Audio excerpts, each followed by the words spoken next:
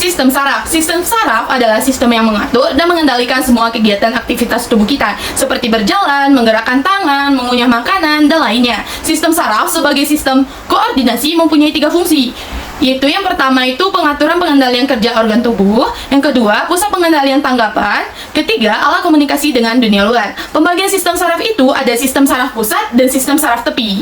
Sistem saraf pusat terbagi menjadi 3, yaitu saraf otak, sel saraf neuron, dan sumsum tulang belakang. Mari kita bahas dulu dari sistem saraf otak. Otak merupakan organ yang sangat penting dan memiliki fungsi-fungsi yang kompleks seperti kecerdasan, kesadaran, ingatan, dan lain sebagainya. Bagian dari saraf otak itu ada cerebrum, cerebellum, dan batang otak. Kita mulai dari cerebrum atau otak besar. Pada otak besar terdapat 4 lobus. Yang pertama itu lobus frontal, berperan sebagai pengambil keputusan, mengatur konsentrasi hingga mengendalikan emosi. Kedua, lobus temporal, berperan dalam hal mengelola memori dan pendengaran. Ketiga, lobus parietal, berfungsi untuk mengatur dan menafsirkan informasi dari bagian otak lain dan mengendalikan panca indera. Yang keempat itu lobus occipital, berfungsi untuk memproses informasi yang manusia lihat seperti tulisan. Lanjut ke cerebellum atau otak kecil.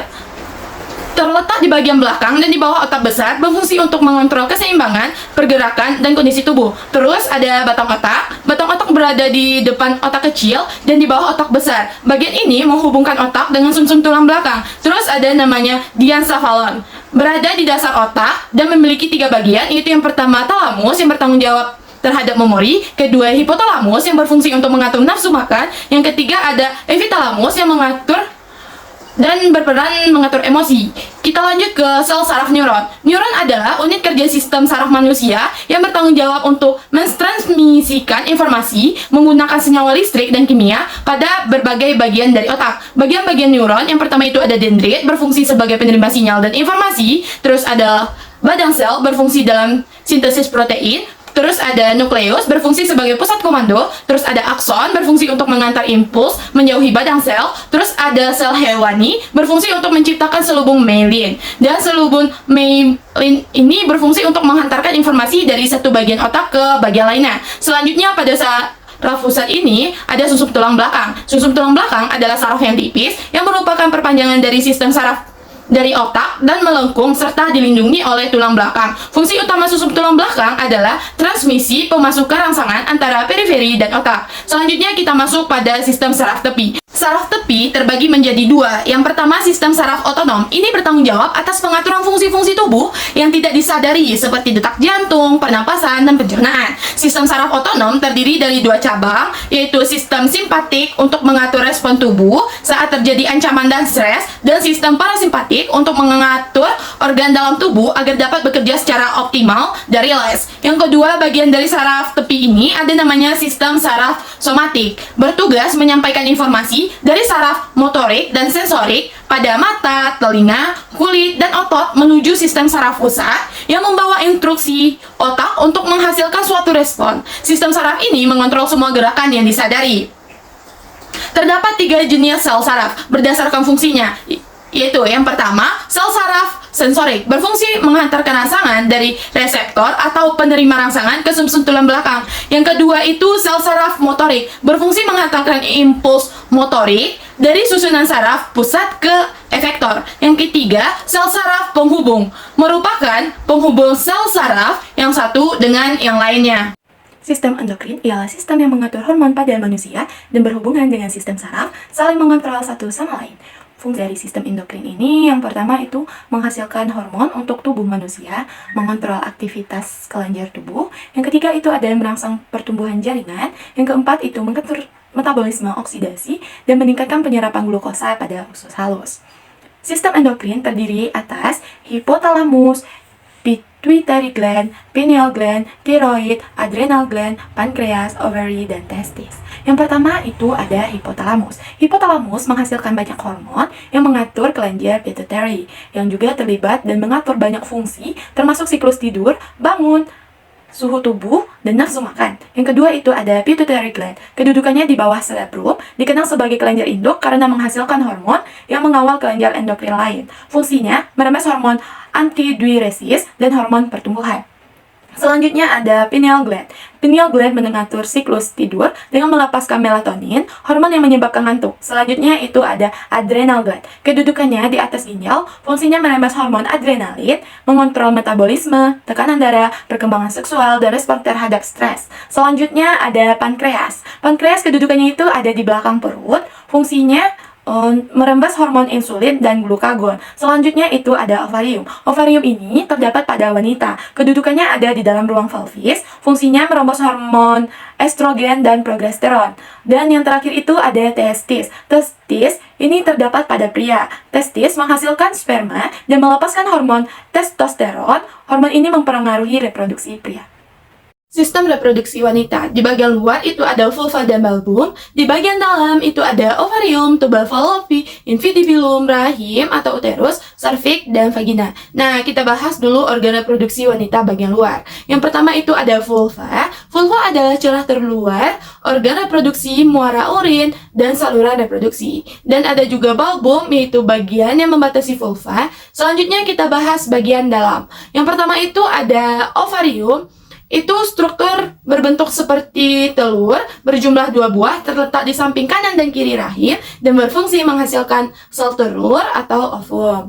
Selanjutnya ada tuba fallopi. Ini sebagai saluran telur dengan panjang sekitar 10 cm yang menghubungkan ovarium dengan rahim. Fungsinya sebagai jalan ovum dan tempat terjadi pembuahan.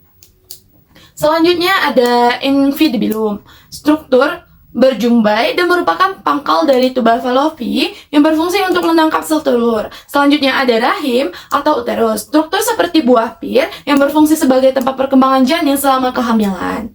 Uterus ini terdiri atas lapisan luar atau perimetrium, lapisan tengah atau yang sering disebut myometrium, dan lapisan dalam yaitu endometrium. Nah, endometrium itu lapisan yang membatasi rongga rahim bagian dalam dan meluruh saat menstruasi. Ini juga tempat menempelnya plasenta janin atau ari-ari. Selanjutnya ada serviks. Serviks struktur rahim bagian bawah yang menyempit dan membuka ke arah vagina. Berfungsi mengalirkan darah ke vagina saat menstruasi, mengarahkan sperma ke rahim, dan mendukung kepala bayi saat lahir. Yang terakhir ada vagina. Mari kita lanjut ke organ reproduksi pria. Organ reproduksi pria terdiri atas vesicula similaris, terus ada kelenjar fosfat, ada kelenjar Cowper, ada vas deferens, ada uretra, ada epidermis, ada testis, dan ada penis. Mari kita bahas satu persatu. Mulai dari vesicula similaris, yaitu kelenjar penghasil makanan, yakni sumber nutrisi bagi sperma. Terus ada kelenjar fosfat, ia mensekresikan cairan bersifat basah untuk menetralisasikan daerah vagina yang bersifat asam. Selanjutnya kelenjar Cowper, fungsinya untuk menghasilkan cairan bersifat basah. Dan selanjutnya ada vas deferens, fungsinya mengangkut sperma matang dari epidermis ke vesicula similaris. Selanjutnya ada uretra, ini menjadi tempat keluarnya urin dan sperma. Selanjutnya ke epidermis, yaitu tempat pematangan sperma. Lanjut ada testis. Testis ini menjadi tempat proses produksi sperma atau yang disebut dengan spermatogenesis yang berlangsung. Sel yang bekerja di dalam pembentukan sperma disebut sel tubulus semiferus. Lanjut ada skrotum. Skrotum kerat disebut sebagai pelir. Jumlahnya 2 pasang yang dipisahkan oleh septum internal, dan dalam skrotum ada 2 buah testis. Dan yang terakhir itu ada penis sebagai alat internal dan juga alat untuk memasukkan sel sperma ke dalam alat reproduksi wanita. Sistem muskuloskeletal apa sih? Sistem muskuloskeletal adalah sistem yang terdiri dari otot, jaringan ikat saraf, serta tulang dan sendi. Di sistem ini berperan penting dalam gerakan tubuh. Oleh karena itu, bila sistem muskuloskeletal terganggu, kemampuan dalam gerak dan melakukan aktivitas bisa terganggu. Fungsi rangka. Fungsi rangka itu ada sebagai penyangga, penyimpanan mineral dan lipid, produksi sel darah, pelindung organ, dan sebagai alat penggerak tubuh. Macam-macam bentuk tulang, itu ada tulang pipa, tulang pipi, dan tulang pendek. Tulang pipa contohnya ada pada tulang lengan atas, tulang hasta, tulang kering, tulang betis, tulang telapak tangan, dan tulang ruas jari kaki dan jari tangan. Tulang pipi itu contohnya ada tulang rusuk, tulang belikat, tulang tengkorak, tulang pinggul, tulang kemaluan, dan tulang duduk. Tulang pendek, contohnya itu ada tulang pergelangan tangan dan kaki, serta ruas-ruas tulang belakang dan tulang tempurung lutut. Jenis-jenis otot. Jenis otot itu ada otot rangka, otot polos, dan otot jantung. Otot rangka ini merupakan serabut otot yang panjangnya mencapai 30 cm, silindris dengan lebar antara 10 sampai 100 mikro, memiliki banyak inti yang tersusun di bagian perifer. Sedangkan otot polos itu terdapat pada dinding berongga dan memiliki kontraksi yang kuat dan lamban. Selanjutnya itu ada otot jantung. Otot jantung ini merupakan otot lurik. Otot lurik ini hanya terdapat pada jantung yang bekerja secara terus-menerus setiap saat tanpa berhenti. Cara kerja sistem muskuloskeletal adalah ketika Anda hendak menggerakkan tubuh, otot akan mengirimkan sinyal saraf untuk mengaktifkan otot rangka. Setelah menerima impuls atau rangsangan dari otak, otot akan berkontraksi. Kontraksi otot ini akan menarik tendon dan tulang untuk membuat tubuh menjadi bergerak. Gangguan pada sistem muskuloskeletal. Nah, gangguan muskuloskeletal otot, itu contoh gangguannya itu ada atrofi atau pengecilan otot, sehingga otot kehilangan kemampuan untuk berkontraksi. Lalu ada hipertrofi, yang dimana keadaan otot menjadi lebih besar dan kuat karena otot dilatih secara berlebihan. Itu biasanya mungkin terjadi pada binaragawan atau atlet angkat berat. Lalu ada kram, dimana keadaan berkontraksinya otot secara terus-menerus, otot menjadi kejang dan tidak mampu berkontraksi lagi. Lalu ada nyeri otot atau nyeri otot ini penyakit membengkaknya jaringan otot. Dan ada juga yang namanya tetanus. Itu kejangnya otot akibat racun bakteri Clostridium tetani. Nah, pada tulang juga ada kelainan seperti osteoporosis. Osteoporosis ini adalah penyakit rapuh tulang karena kehilangan keadaan tulang sehingga tulang mudah patah serta tidak tahan dengan benturan. Lalu ada yang namanya skoliosis. Skoliosis itu merupakan kondisi melengkungnya tulang ke arah samping secara tidak normal. Terus ada lagi osteomiosis atau yang disebut juga dengan infeksi tulang. Cara menjaga kesehatan sistem muskuloskeletal ini, mungkin Anda bisa melakukan olahraga secara rutin. Contohnya itu dengan berjalan santai, berenang, dan lain-lain. Lalu perbaiki postur tubuh, yaitu membiasakan diri untuk duduk dan berdiri secara tegap. Jaga berat badan tetap ideal juga untuk mengurangi tekanan pada tulang dan sendi. Lalu juga konsumsi makanan bergizi seimbang, terutama makanan yang mengandung kalsium, protein, dan vitamin D untuk menjaga tulang tetap kuat. Sistem ini berkaitan erat dengan sistem pernapasan. Kalau kita bicara tentang sistem pernapasan, pasti adanya inspirasi dan ekspirasi. Inspirasi udara masuk, ekspirasi udara keluar. Sistem respirasi terdiri atas hidung, rongga mulut, faring, laring, trakea, bronkus, bronkiolus, alveolus, dan paru-paru. Yang pertama yang mau kita bahas itu adalah hidung. Hidung memiliki fungsi sebagai penyaring, itu terjadi pada rambut-rambut hidung, lalu sebagai melembabkan, yaitu sekresi dari lendir, dari epitelium dinding rongga hidung. Ia juga menghasilkan kotoran hidung, dan hidung ini juga sebagai penghangat karena banyaknya pembuluh darah. Lalu kita lanjut pada faring, yaitu saluran dengan panjang 12-14 cm, memanjang dari dasar tengkorak sampai vertebrata cervicalis ke-6, berada di belakang hidung dan mulut. Fungsi faring antara lain itu sebagai saluran pernafasan dan makanan, menghangatkan dan melembabkan, mengecap, pendengaran, perlindungan, dan untuk berbicara. Selanjutnya ada laring.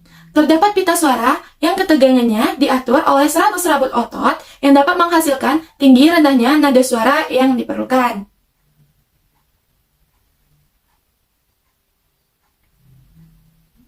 Selanjutnya kita ke trakea.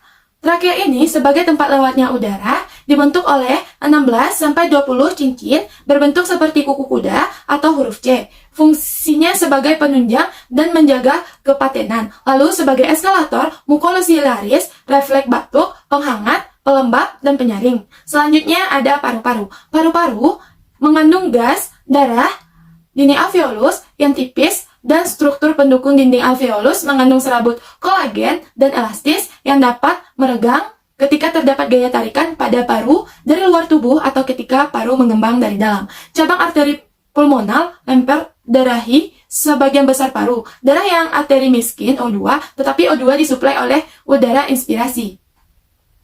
Kita lanjut pada bronkus. Bronkus ini merupakan percabangan dari trakea. Bronkus terdiri atas dua, yaitu bronkus kanan dan bronkus kiri. Bronkus kanan ini lebih lebar, lebih pendek, lebih vertikal dari bronkus kiri, sehingga cenderung menjadi obstruksi benda asing. Terjadi 3 cabang, satu untuk tiap cabang lobus, yang kemudian menjadi banyak cabang-cabang kecil. Bronkus kiri ini lebih sempit daripada bronkus kanan, terbagi menjadi 2 cabang untuk tiap lobus.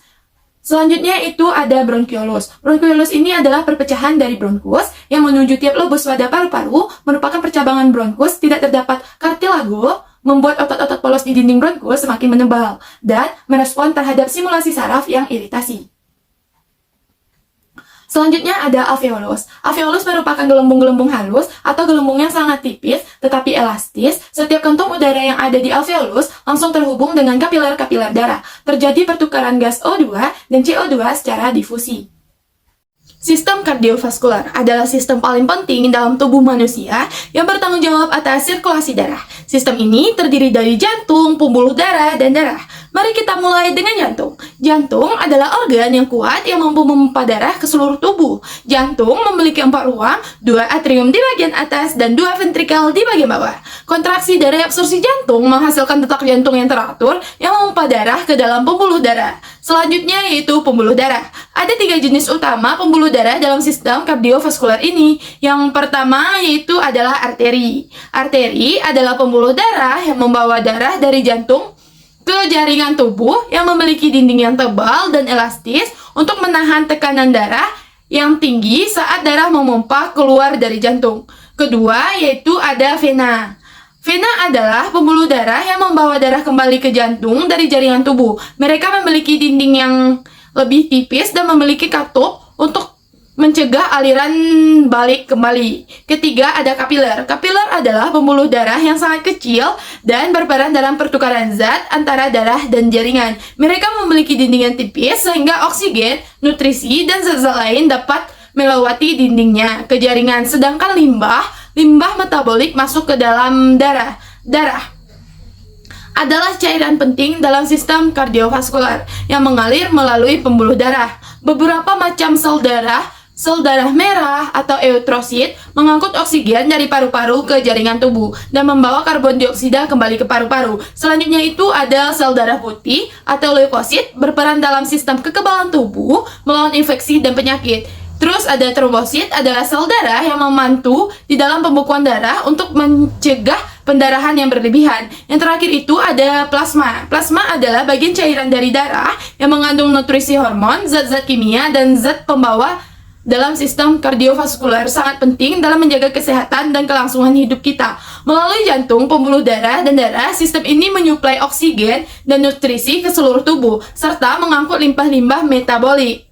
Sistem pencernaan. Alur sistem pencernaan mulai dari mulut, lanjut ke esofagus atau kerongkongan, terus lanjut ke lambung, selanjutnya hati, terus di dekat hati ada kantong empedu, selanjutnya ada pankreas, terus ada usus halus, usus besar, rektum, yang terakhir itu ada anus. Nah, mari kita mulai bahas dari mulut. Mulut berfungsi untuk mengunyah makanan dengan bantuan gigi dan air liur agar lebih mudah untuk ditelan dan diproses lebih lanjut oleh organ-organ lain di sistem pencernaan. Yang kedua yaitu ada esofagus atau kerongkongan. Ini berupa tabung sepanjang 25 cm dengan diameter 2,54 yang dimulai dari laring, faring, dan turun melalui trakea. Berfungsi sebagai penghubung mulut dan lambung. Yang ketiga yaitu ada lambung. Lambung dapat menyimpan 2-4 liter mineral enzim yang ada itu ada enzim lipase dan pepsin. Di lambung ini juga terjadi proses pencampuran, yaitu lambung mencampurkan makanan dengan air dan menghasilkan media lain. Terus terjadi pemecahan fisik, pemecahan kimiawi, pelepasan teratur, dan ada asam lambung. Selanjutnya ada hati. Hati fungsinya untuk memproduksi cairan empedu, menetralkan racun, membuang zat bilirubin, mengatur pembekuan darah, dan mengendalikan sirkulasi hormon. Selanjutnya ada kantong empedu yang menyimpan empedu sampai dibutuhkan untuk pencernaan. Lalu setelahnya ada pankreas. Pankreas ini memproduksi enzim untuk menghancurkan dan mencerna makanan dalam perut. Pankreas juga mengubah gula atau insulin menjadi energi. Nah, sekarang kita lanjut ke usus kecil. Usus kecil berfungsi untuk menyerap nutrisi dari makanan dan minuman seperti protein, lemak, karbohidrat, vitamin, dan mineral. Usus kecil ini terdiri atas ileum dan jejunum. Lalu selanjutnya pada usus besar berfungsi untuk menyerap cairan yang terdapat dalam kimus sebelum membentuk feses. Usus besar terdiri atas kolon ascender, kolon transversum, kolon ascender, dan juga usus buntu. Lanjut pada rektum. Rektum, ia menyimpan sementara feses sebelum keluar melalui anus. Dan yang terakhir itu ada anus. Anus ini menjadi jalan keluar feses dari tubuh. Sistem perkemihan. Sistem perkemihan termasuk dalam sistem ekskresi. Sistem ini meliputi ginjal, ureter, vesika urinaria, dan uretra. Tentunya ada saluran darah, arteri, dan vena yang menjadi jalur darah untuk keluar masuk ginjal. Sistem perkemihan berfungsi untuk menyaring darah dan menghasilkan urin. Ginjal berjumlah 2, masing-masing ada di kedua sisi belakang perut, terdapat di bawah tulang rusuk. Setiap ginjal kira-kira besarnya seperti gepalan tangan, dan ginjal kiri lebih besar dibanding ginjal yang kanan. Ginjal ini berperan sebagai filtrasi. Lalu ureter. Ureter ini berupa tabung tipis di dalam panggul untuk membawa urin dari ginjal ke kandung kemih. Lalu ada vesika urinaria atau yang biasa disebut dengan kandung kemih, berbentuk seperti kantong yang terbuat dari otot yang bisa mengembang saat terisi urin. Vesika urinaria ini terdiri atas beberapa lapisan. Lapisan pertama yaitu lapisan luar atau peritoneum. Yang kedua itu ada tunica cularis. Yang ketiga itu tunica submucosa. Dan yang keempat itu lapisan mukosa atau lapisan dalam. Dan yang terakhir itu ada uretra. Uretra ini membawa urin dari kandung kemih menuju keluar tubuh. Proses pembentukan urin. Proses pembentukan urin terjadi dari filtrasi. Filtrasi ialah penyaringan sel-sel darah yang terjadi di badan Malpighi yang menghasilkan urin primer. Lalu yang kedua prosesnya itu ialah reabsorpsi. Reabsorpsi ini adalah penyaringan kembali zat-zat yang dibutuhkan oleh tubuh dan menghasilkan urin sekunder. Yang terakhir proses pembentukan urin itu ada augmentasi, yaitu pengumpulan cairan dari proses sebelumnya. Nah, inilah yang menjadi urin sesungguhnya. Apa sih faktor yang mempengaruhi jumlah urin? Faktor yang mempengaruhi jumlah urin itu ada beberapa, salah satunya mungkin zat-zat di uretrik, juga suhu, konsentrasi darah, dan juga emosi. Sistem integumen. Sistem ini melindungi tubuh dari lingkungan eksternal. Struktur integumen meliputi kulit, kelenjar, rambut, dan kuku. Mari kita bahas satu persatu. Kulit. Kulit terdiri atas 3 lapisan, yaitu epidermis, dermis, dan hipodermis. Dermis merupakan lapisan paling luar dan tipis. Fungsi dermis ini untuk menjaga kuman atau zat berbahaya masuk ke dalam tubuh dan juga melepaskan zat melanin untuk menentukan warna kulit. Selanjutnya itu ada dermis. Dermis ini merupakan lapisan kulit yang kedua. Fungsinya mengatur suhu tubuh dan sebagai pelindung dalam tubuh. Gaya dengan saraf sensori yang mentransmisikan rasa nyeri, rasa raba, suhu, tekanan tusuk, dan lain-lain. Selanjutnya, hipodermis. Hipodermis ini merupakan lapisan paling dalam. Fungsinya untuk melekatkan kulit dengan otot atau tulang dan untuk menyuplai darah. Terus kita lanjut ke kelenjar minyak. Kelenjar minyak adalah kelenjar mikroskopik yang berada tepat di bawah kulit yang mengeluarkan minyak yang disebut sebelum. Fungsi kelenjar minyak itu mengeluarkan pelumas dan lemak yang lain yang penting bagi kesehatan kulit. Selanjutnya itu ada kelenjar keringat. Kelenjar keringat ini terbagi menjadi 2 jenis, yaitu kelenjar akrit dan apokrit. Kelenjar akrit menghasilkan keringat yang bersifat encer dan tidak bau. Saluran kelenjar keringat ini terhubung langsung ke permukaan kulit dan paling banyak terdapat di tangan, telapak kaki, dan dahi. Nah, sekarang kita lanjut ke rambut. Bagian rambut terdiri atas folikel rambut, medula rambut, dan korteks rambut, serta kutikula rambut. Folikel rambut adalah tulang mirip kantung pada lapisan kulit epidermis yang menjadi tempat tumbuhnya rambut. Folikel rambut juga berperan dalam menentukan bentuk dan warna rambut. Yang kedua, medula rambut adalah area yang tidak simetris, letaknya di bagian paling dalam batang rambut. Yang ketiga itu ada korteks rambut. Korteks adalah bagian batang rambut yang sangat berstruktur, terbuat dari keratin. Yang terakhir pada bagian rambut ini ada kutikula rambut. Kutikula adalah lapisan pelindung terluar dari rambut dan terhubung dengan saluran akar rambut dalam. Strukturnya kompleks dan mengandung lapisan molekuler tunggal lilin yang membantu rambut untuk tidak langsung menyerap air. Yang terakhir, struktur dari integumen adalah kuku. Kuku tumbuh dari sel mirip gel rambut yang mati, mengeras, dan kemudian terbentuk saat mulai tumbuh dari ujung jari dan memiliki pori-pori. Kulit ari pada pangkal kuku bersifat melindungi dari kotoran. Jika terjadi luka pada kulit, ada 3 fase penyembuhan luka. Yang pertama itu fase inflamasi, yaitu fase mulainya luka sampai pada hari ketiga dan keempat. Yang kedua, fase proliferasi, yaitu fase yang terjadi pada hari ketiga atau keempat sampai hari ke-21. Dan yang terakhir itu ada fase maturasi, yaitu fase terakhir penyembuhan mulai pada hari ke-21 sampai luka sembuh secara sempurna. Sistem imun. Sebelum kita mempelajari sistem imun, mari kita kenali dulu tentang sel darah. Sel darah terdiri atas eritrosit, leukosit, trombosit, dan plasma darah. Eritrosit ini berbentuk lempengan merah yang mempunyai cekungan di dalamnya, terdapat 50 juta, dan terdapat juga oksigen yang membentuk hemoglobin. Leukosit. Leukosit ini juga berbentuk lempengan tetapi tidak memiliki cekungan. Terdapat 10.000 di dalam darah, fungsinya untuk melawan infeksi virus dan menghasilkan sel untuk antibodi. Lanjut ke trombosit. Trombosit berfungsi untuk pembekuan darah, itu normalnya 150.000 sampai 450.000 plasma darah. Plasma darah ialah cairan yang keadaannya itu ada 50% di dalam darah. Nah, sekarang baru kita lanjut ke sistem imun. Fungsi dari sistem imun ini sebagai penangkal antigen atau zat asing, menjaga keseimbangan fungsi tubuh, pendeteksi atau penghancur sel-sel yang abnormal. Tubuh memiliki 2 pertahanan. Yang pertama yaitu pertahanan tubuh alami, dan yang kedua pertahanan tubuh oleh leukosit. Mari kita bahas dulu tentang pertahanan tubuh normal.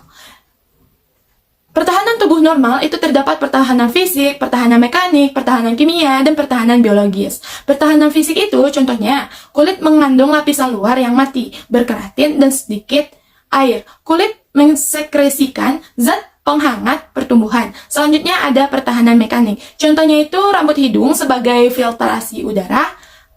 Terus ada pertahanan kimia. Pertahanan kimia ini biasanya litozim yang dapat menangkis hidrolisis molekul dinding sel bakteri, juga asam latriklorik pada cairan lambung. Terakhir, pada sistem pertahanan tubuh ini ada pertahanan biologis. Contohnya tuh populasi alami bakteri non-patogen pada kulit dan membran mukosa. Yang kedua, pertahanan tubuh leukosit.